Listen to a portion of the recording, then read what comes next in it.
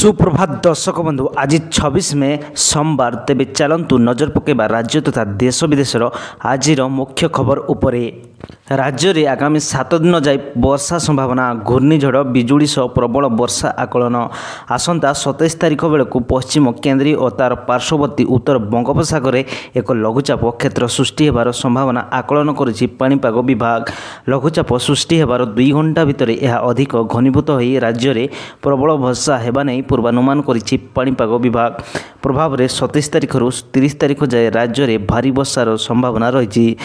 वर्षा मौसुमी अग्रसर को आहरी सक्रिय करिवो।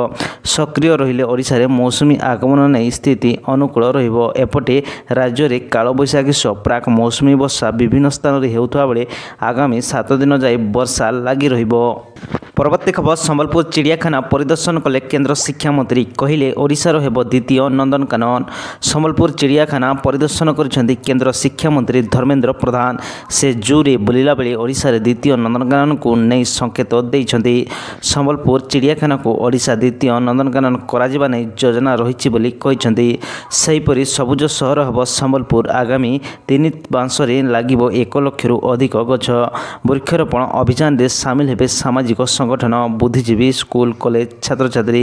केंद्र शिक्षा मंत्री धर्मेंद्र प्रधान रविवार भोर संबलपुर चिड़ियाखाना परिदर्शन करने सह यहाकू आगामी दिन में केंद्र और राज्य सरकार सहयोग ओडिशार द्वितीय नंदनकानन करने योजना कराजिबो बोली कहिसेंती। परवर्ती खबर चौद्वार जेल रे कैदी को आत्महत्या। एक हत्या मामलें होता आजीवन कारादंड। जेल रे कैदी को आत्महत्या अभियोग होइछि। कटक चौद्वार जेल रे आजीवन सजा काटुवा जड़े कैदी आत्महत्या करिथिबा अभियोग होइछि। आंब गछरे गामुछा साहाय्य झुली पड़ी आत्महत्या करिथिबा सूचना मिली। मृतक कैदी हेले टांगी जरीपड़ा पंचायत सामंतरापुर गाँव विष्णु प्रसाद स्वामी। से एक हत्या घटना चौद्वार जेल रे आजीवन सजा काटुथिले। परवर्ती खबर ग्राम्य उन्नयन विभाग कर्मचारी को कड़ा निर्देश 5:30 पूर्व छाड़ी पारे ऑफिस। कर्मचारी ग्राम्य उन्नयन विभाग कड़ा निर्देश एणिकी ग्राम्य उन्नयन विभाग समस्त कर्मचारी संध्या 5:30 पूर्व ऑफिस छाड़ी पारे नहीं। सकाळ 10टा सुधा ऑफिस आसबे एवं संध्या 5:30 पर घर को जिबे। अति कम रे 7.5 घंटा ऑफिस रे उपस्थित रहिबे। समस्त बायोमेट्रिक उपस्थान बाध्यतामूलक करा जायछि। अर्थात जो कर्मचारी पंच आउट नथिबो से दिन आबसेंट पड़िबो। जदि कौनसी ऑफिस काम रे बाहर को जाउतबे तेबे सेथिरे व्यतिक्रम रही परिबो। राज्य ग्राम्य उन्नयन विभाग पक्षर एभली कड़ा निर्देशनामा जारी करा जायछि। परवर्ती खबर दुकान भीतर को माड़ीगला अल्पके बर्तिले दुकान मालिक। सुंदरगढ़ हेमगिरी थाना लुहाबाहाल छक निकट में दुर्घटना। रास्ता कड़ दुकान घर भितर माड़ीगला कोईला बोझाई ट्रक। दुर्घटना रे दुकान घरटी संपूर्ण भांगी जाइथिबा बेले समस्त जिनिसपत्र नष्ट हो जाइछि। तेबे दुर्घटना रे अल्पके बति जाइछन्ति दुकान मालिक अजय नागी। बांकीबाहाल टपरिया रास्ता रे एपरी दुर्घटना साधारण पालटि जाइथिबा अभियोग करछन्ति लोके।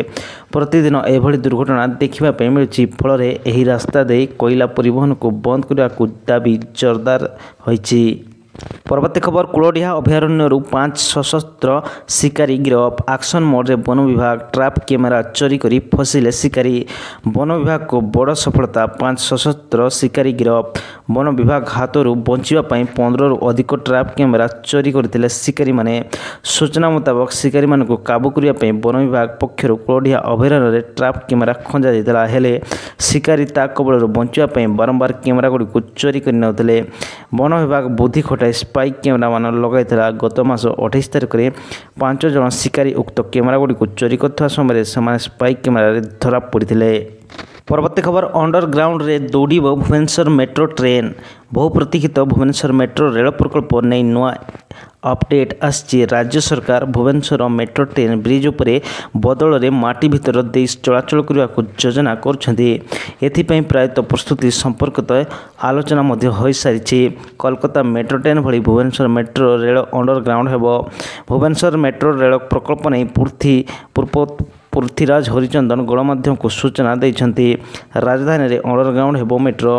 माटी तले चलिबो मेट्रो। गणमाध्यम को सूचना दे श्री हरिचंदन कहते राज्यर राजधानी भुवनेश्वर जनसंख्या द्रुतगति रे बढ़िबारे लागिछि। एही कारण जनगहली बढ़िबारे लागिछि। भुवनेश्वर रे जो भली भाबे दिनकु दिन भिड़ नियंत्रण बाहर को जाउछि याकु दृष्टि रखी राज्य सरकार बड़ प्लान करछन्ती। ସେଥିପାଇଁ ଭୁବନେଶ୍ୱର ମେଟ୍ରୋ ରେଳ ପ୍ରକଳ୍ପକୁ ଅଣ୍ଡରଗ୍ରାଉଣ୍ଡ କରାଯିବାକୁ ନିଷ୍ପତ୍ତି ହୋଇଛି। ପରବର୍ତ୍ତୀ ଖବର କିଛି ସମୟ ପରେ ଏନ୍ଡିଏର ବଡ଼ ବୈଠକ ଅଧ୍ୟକ୍ଷତା କରିବେ ପ୍ରଧାନମନ୍ତ୍ରୀ। କିଛି ସମୟ ପରେ ଏନ୍ଡିଏର ବଡ଼ ବୈଠକ ପ୍ରଧାନମନ୍ତ୍ରୀ ନରେନ୍ଦ୍ର ମୋଦିଙ୍କ ଅଧ୍ୟକ୍ଷତାରେ ଏହି ବୈଠକ ବସିବା ପାଇଁ ଯାଉଛି। ଏହି ବୈଠକରେ କେନ୍ଦ୍ର ଗୃହମନ୍ତ୍ରୀ ଅମିତ ଶାହାଙ୍କ ସହ ବିଭିନ୍ନ କେନ୍ଦ୍ରମନ୍ତ୍ରୀ ଉପସ୍ଥିତ ରହିବେ।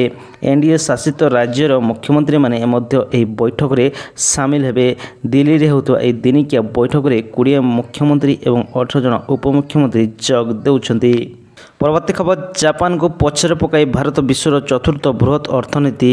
ଏବେ କେବଳ ଏହି 3ଟି ଦେଶ ଆଗରେ ଜାପାନକୁ ପଛରେ ପକାଇ ଭାରତର ଏବେ ବିଶ୍ୱର ଚତୁର୍ଥ ବୃହତ୍ତମ ଅର୍ଥନୀତି ହୋଇପାରିଛି। ଏହି ସୂଚନା ନୀତି ଆୟୋଗର ସିଇଓ ବିଭା ସୁବ୍ରମଣ୍ୟମ ଦେଇଛନ୍ତି। ନୀତି ଆୟୋଗର ଗଭର୍ଣ୍ଣିଂ କାଉନସିଲର 10ମ ବୈଠକ ପରେ ସେ କହିଥିଲେ ଯେ ଭାରତ ପାଇଁ ବିଶ୍ୱ ଏବଂ ଅର୍ଥନୈତିକ ପରିବେଶ ଅନୁକୂଳ ରହିଛି। ବିଭିଆର୍ ସୁବ୍ରମଣ୍ୟମ କହିଛନ୍ତି ଆମେ ବିଶ୍ୱର ଚତୁର୍ଥ ବୃହତ୍ତମ ଅର୍ଥନୀତି। ଆଜି ଆମେ $4 ଟ୍ରିଲିୟନ୍ ଅର୍ଥନୀତି ହୋଇପାରିଛୁ। ଅନ୍ତର୍ଜାତୀୟ ମୁଦ୍ରା ପାଣ୍ଠିର ତଥ୍ୟକୁ ଉଦ୍ଧୃତ କରି ସେ ଆହୁରି କହିଛନ୍ତି ଭାରତୀୟ ଅର୍ଥନୀତି ଏବେ ଜାପାନ ଠାରୁ ବଡ଼ ହୋଇଗଲାଣି। ପରବର୍ତ୍ତୀ ଖବର ଅସ୍ଥି ବିସର୍ଜନ କରିବାକୁ ଯାଇଥିବା ବେଳେ ବୁଡ଼ିଗଲେ 9 ଜଣ ଏକା ସାଙ୍ଗରେ ଆଖି ବୁଜିଲେ ବାପ ଓ ପୁଅ। ଉତ୍ତରପ୍ରଦେଶର ରାୟବରେଲି ଜିଲ୍ଲାରେ ରବିବାର ଏକ ଦୁଃଖଦ ଘଟଣା ଘଟିଛି। ଅସ୍ଥି ବିସର୍ଜନ କରିବାକୁ ଯାଇଥିବା ବେଳେ ଗଙ୍ଗା ନଦୀରେ 9 ଜଣ ବୁଡ଼ି ଯାଇଥିଲେ। ଏମାନଙ୍କ ମଧ୍ୟରୁ 3 ଜଣ ମୃତ୍ୟୁ ହୋଇଥିବା ବେଳେ ବାକି ଅନ୍ୟ 6 ଜଣଙ୍କୁ ସୁରକ୍ଷିତ ଭାବେ ନଦୀ ଭିତରୁ ଉଦ୍ଧାର କରାଯାଇଛି। ପୁଲିସ ମୃତଦେହଗୁଡ଼ିକୁ ଜବତ କରି ପରବର୍ତ୍ତୀ କାର୍ଯ୍ୟାନୁଷ୍ଠାନ ଆରମ୍ଭ କରିଦେଇଛି। ଏହି ଦୁର୍ଘଟଣା ପରେ ଘାଟରେ ଉପସ୍ଥିତ ଲୋକଙ୍କ ମଧ୍ୟରେ ଆତଙ୍କ ଖେଳିଯାଇଛି। ପ୍ରାପ୍ତ ସୂଚନା ଅନୁଯାୟୀ ରବିବାର ସକାଳ ପ୍ରାୟ 8:30 ସମୟରେ ଏହି ଦୁର୍ଘଟଣା ଘଟିଥିଲା। ଆମେଠି ଜିଲ୍ଲାର ଗୁରିଗଞ୍ଜ ଥାନା ଅଞ୍ଚଳରେ ପାଲପୁର ଗାଁର ବାସିନ୍ଦା ରାମକିଶୋର କୌଶଲଙ୍କ ଶୁକ୍ରବାର ମୃତ୍ୟୁ ହୋଇଥିଲା। ମୃତ୍ୟୁ ପରେ ତାଙ୍କର ଅନ୍ତିମ ସଂସ୍କାର କରାଯାଇଥିଲା। ପରବର୍ତ୍ତୀ ଖବର ପାକିସ୍ତାନୀ ସେନା ଉପରେ ଆତଙ୍କବାଦୀ ଆକ୍ରମଣ 32 ସୈନିକ ନିହତ 3 ଗାଡ଼ି ଧ୍ୱଂସ। ଆତଙ୍କବାଦ ଏବେ ପାକିସ୍ତାନର ସବୁଠାରୁ ବଡ଼ ସମସ୍ୟା ପାଲଟିଛି। ଆତଙ୍କବାଦୀ ଗୋଷ୍ଠୀଗୁଡ଼ିକୁ ସମର୍ଥନ କରିବା ଦ୍ୱାରା ପାକିସ୍ତାନକୁ ବହୁତ ମୂଲ୍ୟ ଦେବା ପାଇଁ ପଡ଼ୁଛି। ଖୁଜଦାରର 0 ପଏଣ୍ଟ ନିକଟରେ କରାଚି କୋଟା ରାଜପଥରେ ଏକ ସେନାଦଳ ଉପରେ ଇମ୍ପ୍ରୋଭାଇଜ୍ ଏକ୍ସପ୍ଲୋସିଭ୍ ଡିଭାଇସ୍ ଦ୍ୱାରା ଆକ୍ରମଣ ହେବା ଫଳରେ 32 ଜଣ ପାକିସ୍ତାନୀ ସୈନିକଙ୍କ ମୃତ୍ୟୁ ଘଟିଛି ଏବଂ ଅନେକ ଆହତ ମଧ୍ୟ ହୋଇଛନ୍ତି। ପରବର୍ତ୍ତୀ ଖବର ୟୁକ୍ରେନ୍ ଉପରେ ରୁଷର ବଡ଼ ଆକ୍ରମଣ 12 ସ୍ଥାନରେ 269 ଡ୍ରୋନ୍ ଓ 69 ମିସାଇଲ୍ ମାଡ଼। ୟୁକ୍ରେନ୍ ଉପରେ ରୁଷର ଅତର୍କିତ ଆକ୍ରମଣ ଏକା ସାଙ୍ଗରେ 269 ଡ୍ରୋନ୍ ଓ 69 ମିସାଇଲ୍ ଆକ୍ରମଣ କରିଛି ରୁଷ। କୁହାଯାଉଛି ଯୁଦ୍ଧ ଆରମ୍ଭ ପରେ ଏହା ପ୍ରଥମ ଆକ୍ରମଣ ଯେଉଁଥିରେ ରୁଷ ଏକାସହ 367 ଡ୍ରୋନ୍ ସହ ୟୁକ୍ରେନ୍ର ବିଭିନ୍ନ ସ୍ଥାନକୁ ଟାର୍ଗେଟ୍ କରିଛି। ଘଟଣାରେ ବହୁ କ୍ଷତି ସହିଛି ୟୁକ୍ରେନ୍। ସେପଟେ ପୁଣି ଗାଜା ଉପରେ ଅତର୍କିତ ଆକ୍ରମଣ କରିଛି ଇସ୍ରାଏଲ୍। 24 ଘଣ୍ଟାରେ 3 ଆକ୍ରମଣର 70ରୁ ଅଧିକ ପାଲେଷ୍ଟାଇନବାସୀଙ୍କ ମୃତ୍ୟୁ ହେବା ସହ ମୋଟ 200ରୁ ଅଧିକଙ୍କ ମୃତ୍ୟୁ ଘଟିଛି। ଗାଜାକୁ ଚାରିପଟୁ ଘେରି ଅତର୍କିତ ଆକ୍ରମଣ କରୁଛି IDF। 2 ମାସର ଯୁଦ୍ଧ ବିରାମ ପରେ ପୁଣି ହମାସକୁ ଟାର୍ଗେଟ୍ କରି ଆକ୍ରମଣ କରିଛି ଇସ୍ରାଏଲ୍। ପରବର୍ତ୍ତୀ ଖବର ଆମେରିକା ଗୁଇନ୍ଦା ସଂସ୍ଥାର ବଡ଼ ଖୁଲାସା ପାକିସ୍ତାନ ବଢ଼ାଉଛି ପରମାଣୁ ଅସ୍ତ୍ର ସଂଖ୍ୟା ସୀମାରେ ସେନାବଳ ବଢ଼ାଉଛି ଚୀନ। ପହଲଗାମ ଆତଙ୍କୀ ଆକ୍ରମଣ ଓ ଏହାର ଜବାବରେ ଭାରତ ଅପରେସନ୍ ସିନ୍ଦୁର ପରେ ଆମେରିକାର ଡିଫେନ୍ସ ଗୁଇନ୍ଦା ଏଜେନ୍ସି DIAR ଏକ ରିପୋର୍ଟ ଏବେ ସାମ୍ନାକୁ ଆସିଛି। ଏହି ରିପୋର୍ଟରେ ଭାରତ ଚୀନକୁ ନିଜର ମୁଖ୍ୟ ପ୍ରତିଦ୍ୱନ୍ଦ୍ୱୀ ବୋଲି ଦର୍ଶାଯାଇଛି। ଏହି ରିପୋର୍ଟରେ କୁହାଯାଇଛି କି ଭାରତ ସୁରକ୍ଷା ଦୃଷ୍ଟିରୁ ଚୀନ ପରେ ପାକିସ୍ତାନକୁ ନେଇ ଚିନ୍ତା କରୁଛି। ଏହା ସହ ରିପୋର୍ଟ କହୁଛି ଯେ ଭାରତର ପ୍ରଧାନମନ୍ତ୍ରୀ ନରେନ୍ଦ୍ର ମୋଦି ସେନାବଳକୁ ନେଇ ନିଜେ ଜଣେ ବିଶ୍ୱସ୍ତରୀୟ ନେତା ବୋଲି ନିଜକୁ ଦେଖୁଛନ୍ତି। ରିପୋର୍ଟରେ ପ୍ରକାଶ ପାଇଥିବା ତଥ୍ୟ ମୁତାବକ ସବୁଠାରୁ ସାଂଘାତିକ ତଥ୍ୟ ହେଉଛି ଭାରତ ପାକିସ୍ତାନ ଉପରେ ଆକ୍ରମଣ କରିବା ପରେ ଚୀନ ଏବଂ ତା'ର ସେନା ପିପୁଲ୍ସ ଲିବରେସନ୍ ଆର୍ମିକୁ ଭାରତର ପଡ଼ୋଶୀ ଦେଶ म्यांमार, ପାକିସ୍ତାନ ଓ ଶ୍ରୀଲଙ୍କା ଭଳି ଦେଶରେ ସ୍ଥାପନ କରିବା ପାଇଁ ଯୋଜନା କରୁଛି। ଯଦି ଚୀନ ଏଭଳି କରିବାରେ ସଫଳ ହୁଏ ତେବେ ଏହା ଭାରତ ସେନା ପାଇଁ ବଡ଼ ବିପଦ, କାରଣ ଏସବୁ ଦେଶ ସ୍ଥଳପଥରେ ନହେଲେ ବି ଜଳପଥରେ ଭାରତର ଅତି ନିକଟତର ଅଟନ୍ତି। ତେବେ ଆଜିର ମୁଖ୍ୟ ଖବର ଆଜି ପାଇଁ ଏତିକି। ଯଦି ଭିଡ଼ିଓଟି ଭଲ ଲାଗୁଛି ତେବେ ଲାଇକ୍ସ ଏବଂ ସବସ୍କ୍ରାଇବ୍ କରିବା ପାଇଁ ଜମାରୁ ଭୁଲନ୍ତୁ ନାହିଁ।